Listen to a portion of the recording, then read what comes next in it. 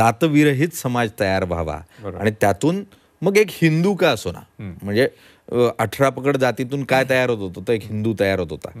तर मुळात हिंदूच इतका विभागला गेला आहे, अमेबासारखा तुटत गेलाय, फुटत गेलाय आणि त्यातून हिंदू म्हणून जे उभं राहण्याची एक मानसिकता होती तीच कमकुवत होत गेलेली आहे.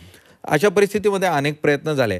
तुम्हाला असं वाटतं का की छत्रपती शिवाजी महाराजांचे वंशज म्हणून तुम्ही जर या हिंदुत्वाच्या विचाराकडे बघायला गेलात, तर हिंदुत्वाचा विचार का पोखरला गेला आणि आजपर्यंत तो अत्यंत दृढपणे जागतिक पातळीवर जितक्या बळकटपणे उभा राहिला होता, तो राहू शकला नाही, यामागचं काय कारण वाटतं? नाही, ते काय झालंय की ह्या सगळ्या महापुरुषांना माझं रीडिंग आहे, म्हणजे मी रीडिंग माझं चुकीचं असू शकतं, हा फार टेक्निकल आणि हा एकदम सेन्सिटिव्ह सब्जेक्ट आहे. पण मला असं वाटते की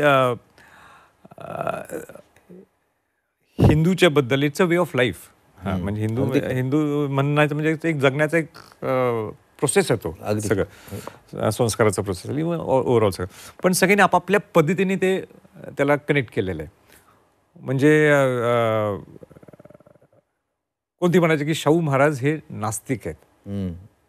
शाहू महाराज नास्तिक नव्हतेच. शाहू महाराजांनी उलटं तर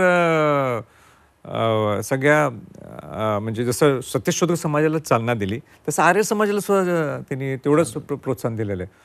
पण असं टॅग केलं की म्हणजे हे अशा अशा सगळ्या गोष्टी अशा वेगळ्या वेगळ्या पद्धतीने, म्हणजे हिंदू असणं फार अभिमानाची बाब आहे. पण ह्याला आता ते वेगळ्या वेगळ्या अँगलनी आपापल्या सोयीनुसार सगळे त्याला प्रत्येक